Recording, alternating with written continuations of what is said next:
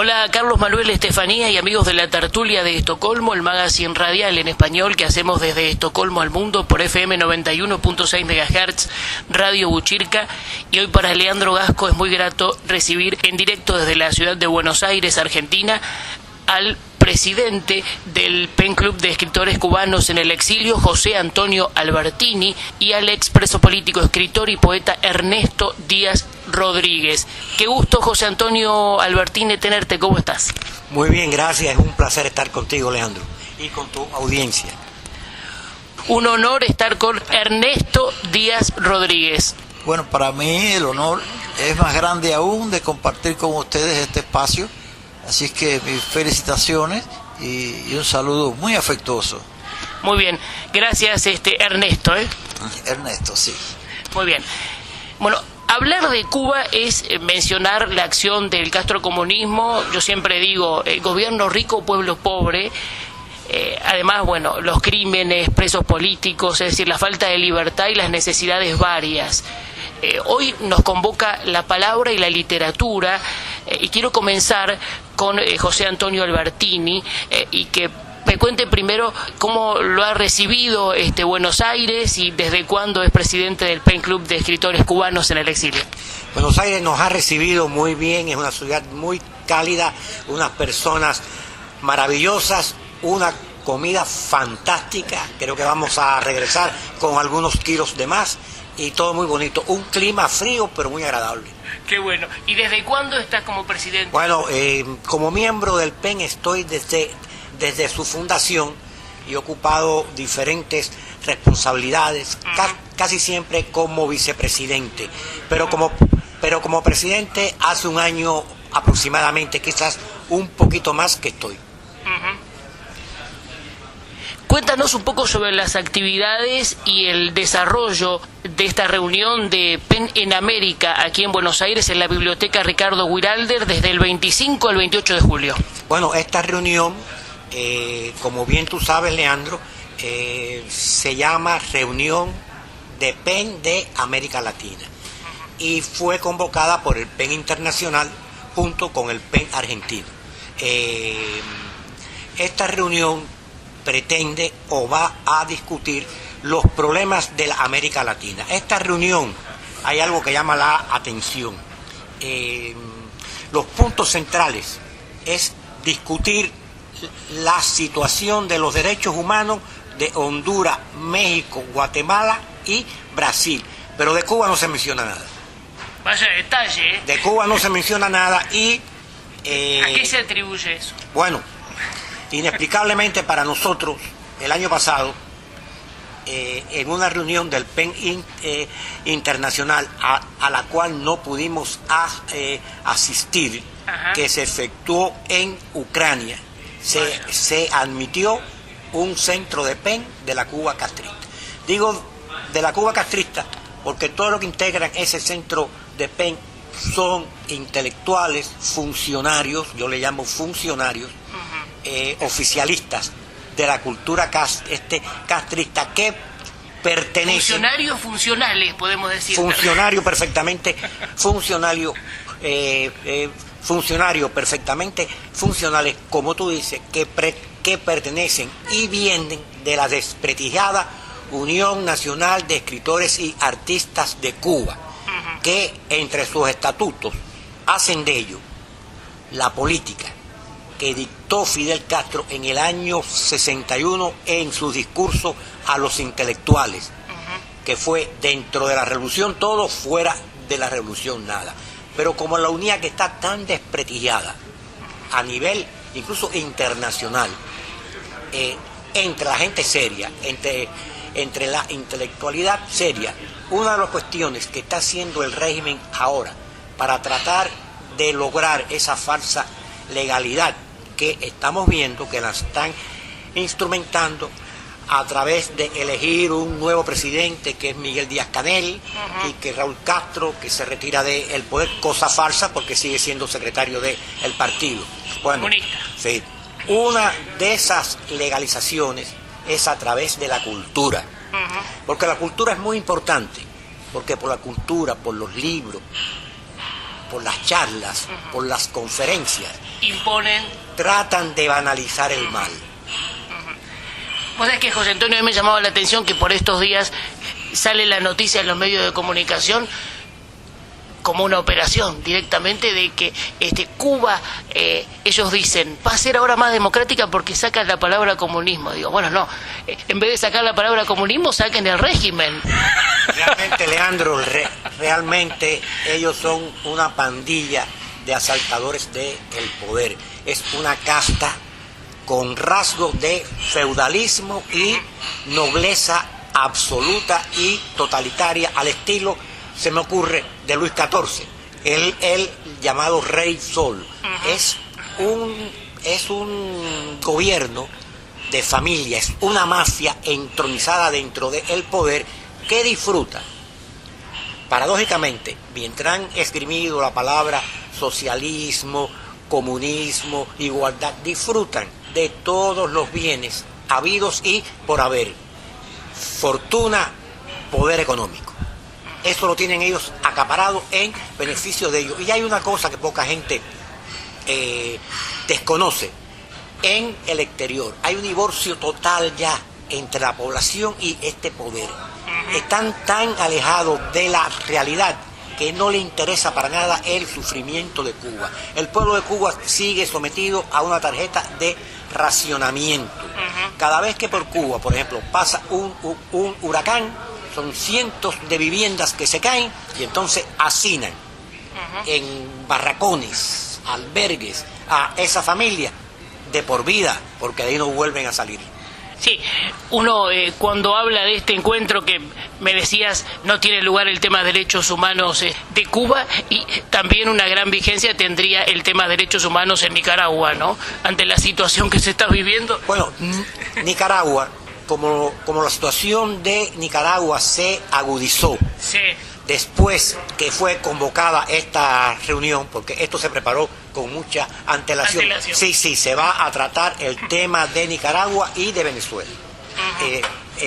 Pero el programa estaba hecho... Pero no se va a tratar cómo el castrismo ha puesto su mano en Venezuela y en Nicaragua. No, la contradicción es, Leandro, que se está admitiendo un centro de PEN de la Cuba castrista manipulado por los intelectuales oficialistas. Yo digo algo, y se lo manifesté al PEN Internacional por medio de una carta el año pasado. La policía cultural del régimen de Castro ya está en el PEN Internacional. Ahora, José Antonio, tú naciste en Santa Clara, Las Villas, Cuba. ¿Cómo comienza tu vocación por la escritura? Desde muy joven, desde que tuve uso de razón, quise escribir desde siempre, pero eso no lo pude materializar dentro de mi patria realmente, porque a los 16 años fui expulsado de todos los centros de enseñanza superior de Cuba y luego me fui a el clandestinaje bien activo, como el de Ernesto Díaz Rodríguez, que hoy me acompaña aquí, este gran amigo que yo admiro mucho, un gran luchador. Y luego fui preso, cumplí condena, y todo aquel, aunque no haya sido tan activo como fuimos nosotros contra el castrismo, solamente por no pertenecer a sus organizaciones de masa, por aquellos años no tenía acceso a la prensa, a la radio, a la televisión, no podías escribir, porque si tú llevabas un texto, algún periódico, alguna revista literaria de ellos, lo primero que te preguntaban era afiliación política. Si no la tenías, no te publicaban, porque eras un enemigo en potencia, que es una cosa muy interesante que este régimen castrista ha hecho. Le ha negado sistemáticamente la educación superior a los oponentes, aunque sean oponentes ideológicos, o que ellos se imaginen solamente que tú puedas ser un futuro oponente. Te niegan la educación superior en carreras como psicología, como periodismo, leyes, etcétera, etcétera. Proponen para esa juventud que no es afín a ellos carreras técnicas, ate mecánico, ate ingeniero mecánico, electricista, pero no carreras que tengan que ver con la sociedad directamente. Bueno, estamos hablando con José Antonio Albertini, presidente del PEN Club de Escritores Cubanos en el Exilio. Enseguida vamos a estar dialogando con el expreso político, escritor y poeta Ernesto Díaz Rodríguez. Pero yo antes quiero preguntarle a José Antonio Albertini, ¿en qué momento llega a Estados Unidos y en qué contexto? Bueno, yo llego a Estados Unidos, sí, salgo de Cuba en el año 79 en compañía de mi esposa y 2 hijos pequeños, por el intercambio que en aquellos momentos, el acuerdo que en aquellos momentos hizo el presidente Jimmy Carter con el gobierno de los castristas para que salieran una gran cantidad de presos y expresos políticos de Cuba. Yo salí ya como expreso, ya yo estaba en libertad cuando salí de Cuba. No fue el caso de Ernesto, que en ese momento que yo salí estaba cumpliendo una prisión de mayor rigor por su postura política. Ernesto creo que salió, ¿en qué año tú saliste, Ernesto? En el 91. En el 91, fue uno de los últimos presos plantados que salió de Cuba. Ernesto Díaz Rodríguez cumplió 22 años. Sí. Muy bien. A ver, para coronar, José Antonio, tú eres autor de novelas como Tierra de extraños, A orillas del paraíso, Cuando la sangre mancha, El entierro del enterrador, Allá donde los ángeles vuelan y Un día en el viento, y quiero pedirte un concepto. A ver. Y mi último libro es Siempre en el entonces. 2 noveletas y 8 cuentos que te lo traigo para obsequiártelo. Creo que lo traigo aquí. Muy bien, muchas gracias. También destaco y te pido un concepto de tu gran trayectoria, hablando de entrevistas y relatos verídicos. Ahí se menciona sobre Miami Medical Team, Testimonio de Humanidad y Cuba y Castrismo, huelgas de hambre en el presidio político. Bueno, huelga de hambre en el presidio político, que por cierto está en estos días, Rodríguez, está su testimonio en ese libro. Fueron 13 entrevistas que le hice, y valga la redundancia, a 13 presos políticos cubanos que padecieron el presidio político cubano en su mayor rigor. Y ellos ahí me hacen sus relatos por qué lo hicieron. Hay un ejemplo clásico y es el de Ernesto, que Ernesto estuvo 5 meses en huelga de hambre. Lo alimentaban artificialmente a la fuerza y torturándolo, porque los sueros que le ponían, que le pasaban para mantenerlo vivo, lo hacían con agujas despuntadas, o sea, no tenían, lo pinchaban 4, 5, 6 veces. Y entonces yo a Ernesto le pregunté en esa entrevista: Ernesto, ¿de qué tú te alimentabas? Y me dijo algo que es con lo que los castristas nunca han podido, ni puede ningún régimen totalitario. Me dijo: yo me alimentaba del espíritu. Bueno, destaco también, por supuesto, que has trabajado en Radio Martí, en WRLN, también Canal 17. Que me mantengo trabajando ahí, conduzco ahí un programa semanal que se llama Cuba y su historia. Muy bien. Bueno, has escrito guiones para varios documentales sobre la realidad cubana, por supuesto. Y ahora sí nos centramos en el expreso político, escritor y poeta Ernesto Díaz Rodríguez, y en su obra, ¿no? Reconocer al escritor y poeta, la verdad es que muy interesante esta posibilidad de encuentro, porque ha sido exitoso la posibilidad de que la gente aquí en Argentina conozca un poco más. Desde la presentación en el Centro para la Apertura y el Desarrollo de América Latina, CADAL, que dirige Gabriel Salvi, a quien lo hemos tenido también por estos micrófonos, y hablemos de los libros, en ellos nos vamos a centralizar.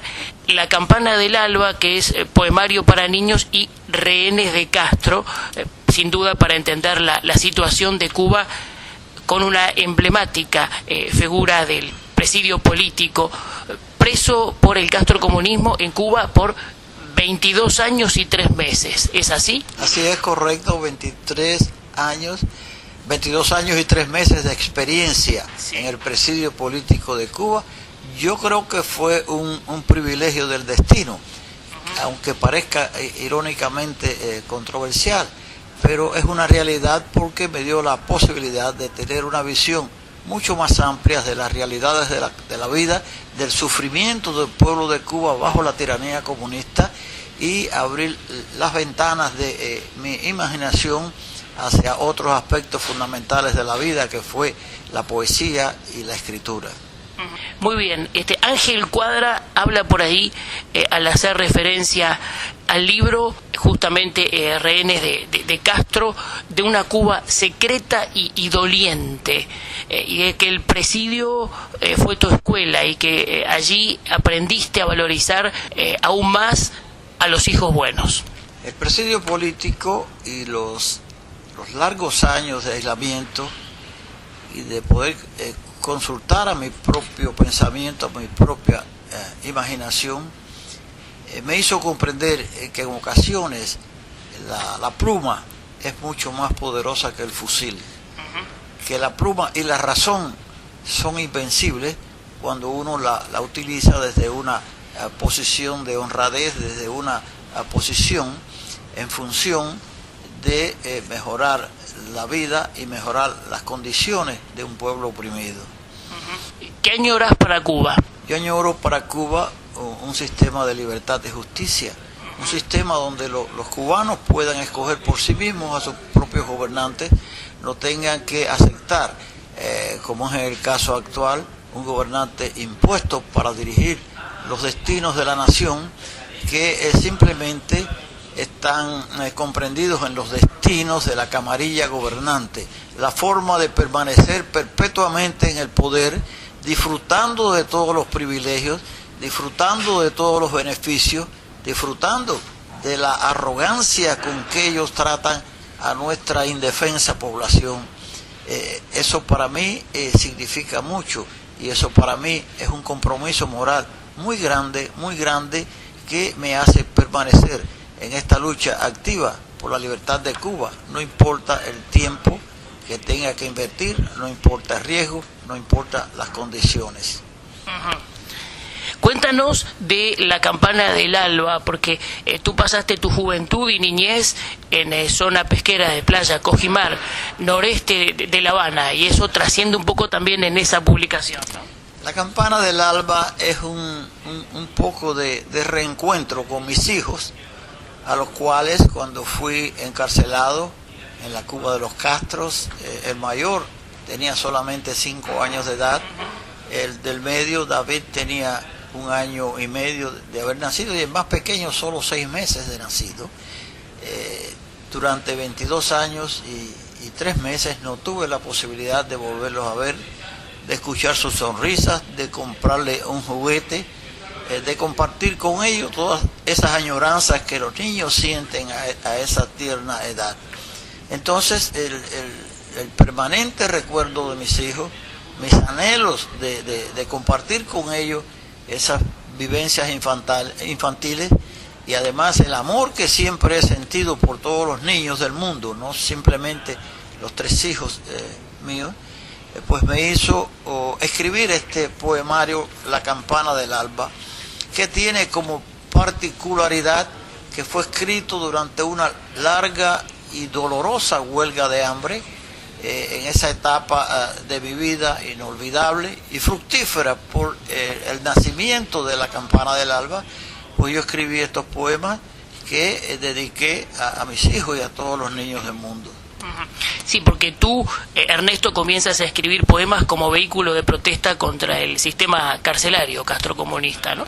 Yo empecé a escribir poemas, sí, precisamente como una respuesta al régimen comunista de Cuba y al sistema inhumano carcelario, después que me había sido impuesta una segunda sanción de privación de libertad de 25 años adicionales de cárcel, lo que llevó mi condena a 40 años de prisión. Una condena de la cual se me acusó de intentar, de querer derrocar el régimen desde mi propia celda. Entonces yo tenía necesidad de hacerles entender que por más años de privación de libertad que me impusieran, por más terribles que fueran las condiciones de aislamiento y de tortura en las prisiones de régimen, eso no era suficiente para doblegar mi espíritu, que mi espíritu seguía vivo, que mi espíritu seguía latente, y que pues, mi compromiso con la libertad de Cuba era interminable. Y comencé a escribir precisamente para darles a entender a ellos que por más represalias que tomara, no iba a ser suficiente para acallar mi voz. Bueno, Ernesto Díaz Rodríguez, el Pen Club de Francia le otorga en 1989 la condición de miembro de honor, Premio Pluma 1980 del Grupo Artístico Literario Abril Gala, Premio José Martí de Poesía 1983, Freedom World Premio de Libertad 2010 por Kiwanis Club Coral Gables. En tiempo de reflexiones ahora quiero pedirte un concepto cuando voy mencionando tus obras literarias, que vamos a hacer mención, ¿no? Libros y antologías. Un testimonio urgente, 1977. Fue mi primer libro publicado, mi primera experiencia literaria. Está compuesto por poemas y por un testimonio que recoge algunos relatos de mi lucha contra la tiranía castrista.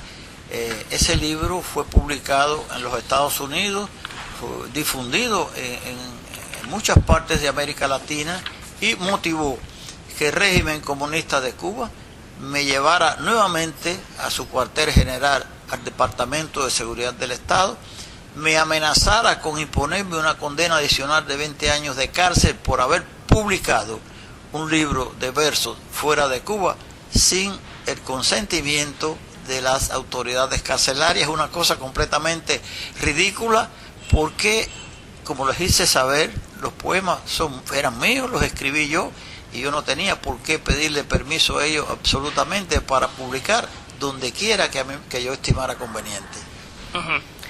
Escrito en Cuba, 5 poetas disidentes, 1978. Eso fue una obra que publicó la editorial Playo en España, con prólogo del destacado escritor español Ramón Sender, y hicieron una recopilación de 5 poetas. Entre ellos estaba Miguel Sales, Ángel Cuadra, nuestro gran amigo Ángel Cuadra, estaba Eberto Padilla y Armando Valladares y yo.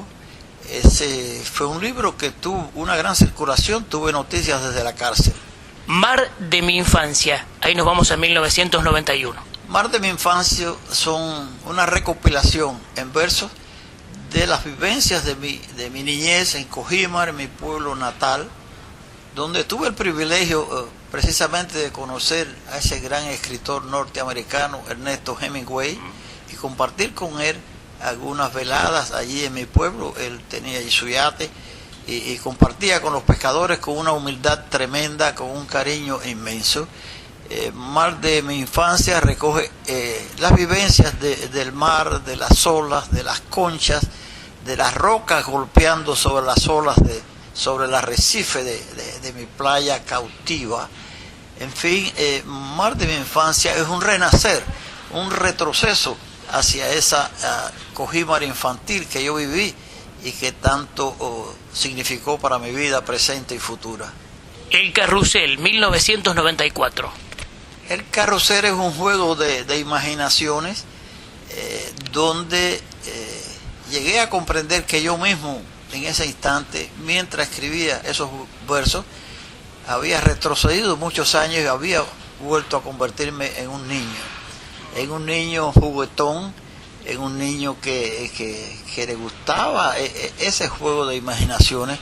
Lo escribí también pensando en mis niños, pensando en todos los niños del mundo. Son poemas para una edad más pequeña que La campana del alba. Entonces ese libro tuvo una peculiaridad.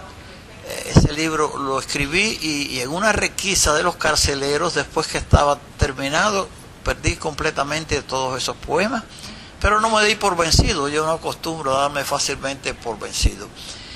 Meses más tarde me llevaron al Departamento de Seguridad del Estado, motivado por la publicación de mi libro Un testimonio urgente. Y durante un poco más de un mes que me tuvieron bajo interrogatorio, para conocer ellos las razones y por qué y cómo yo había publicado ese libro en el extranjero, se me ocurrió reescribir el libro Carrusel, y lo escribí en mi imaginación, en mi mente. Todos esos poemas los memoricé en un calabozo de seguridad del Estado. O sea, mis poemas tienen algunas peculiaridades. Que fue escrito en un calabozo de seguridad del Estado, y cuando llegué de regreso a la prisión, esa noche no dormí, transcribiendo todos esos versos hacia los niños.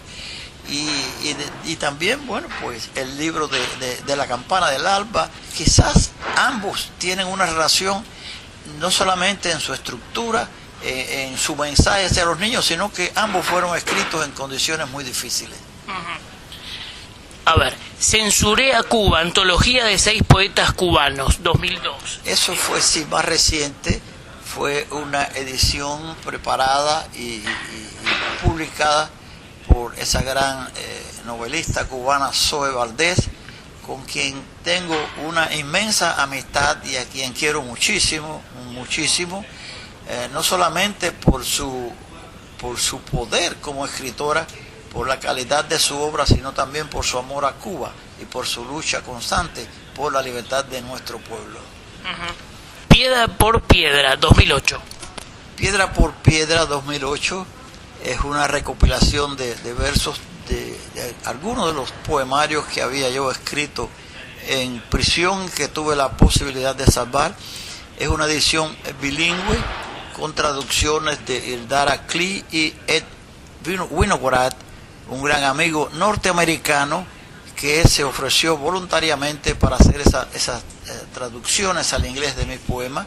Y es un libro que ha tenido muy buena acogida también, un libro al que yo quiero muchísimo, como todos esos hijos míos de la imaginación que nacieron dentro de las prisiones del régimen comunista de Cuba. A Contraviento, 2012. A Contraviento fue escrito alrededor del año 1980, cuando la crisis de la embajada del Perú en Cuba, cuando hay un poema dedicado precisamente a los 10.000 cubanos que durante esos 3 días que abrieron las instalaciones, las rejas de la embajada, penetraron en la embajada pidiendo refugio. Es un caso sin precedentes en América Latina y posiblemente en el mundo. Yo no conozco ningún otro país donde en 72 horas 10.000 personas hayan pedido asilo político. Esa fue la motivación de ese libro, La crisis de 1980 de la Embajada del Perú. ¿Y se reedita en 2012 o por qué figuraba en el 2012? Se publica más tarde, porque desde la prisión no era fácil poder coordinar, preparar esas obras y poderlas distribuir. Así que fue publicado en el año 2012. Muy bien. 2018, Más fuerte que la tiranía. Más fuerte que la tiranía. Esa es una edición del libro Rehenes de Castro que fue transcrita también al inglés. Es una obra donde yo relato las vivencias que más me impactaron durante los 22 años y 3 meses que tuve de experiencia en el presidio político de Cuba. Hay casos muy conmovedores en ese libro. Uno de ellos, y yo lo mencionaba anoche en la presentación que tuvimos en Cadal del libro Rehenes de Castro y de La campana del alba. Hay un caso específico. Hay un niño que es detenido por el régimen comunista de Cuba cuando contaba solamente 12 años de edad. Es llevado a la seguridad del Estado. Durante 2 años lo someten a interrogatorios. Un niño, repito, de 12 años de edad. No había de qué culparlo y querían mantenerlo encarcelado porque era un muchacho muy rebelde contra la revolución. Lo condenan finalmente a 12 años, a mayoría de edad, por haber supuestamente quemado unas matas de caña. Ese niño sufrió mucho, hasta parálisis en la cárcel. Fue encerrado junto a nosotros en las tapiadas de Boniato, esas celdas terribles tapiadas. Al arribar a la mayoría de edad, que supuestamente debía haber sido excarcelado de acuerdo a su condena, no fue puesto en libertad. 7 años más tarde, ya contaba él 28 años de edad, se le ocurre mandar una carta reclamando al régimen de Cuba de que su permanencia en prisión era ilegal porque hacía 7 años que le había extinguido su supuesta condena.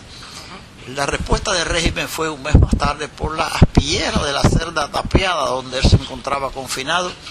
Le pasaron un papel con otros 10 años de condena sin haber sido presentado ante tribunales, sin haber sido llevado a juicio.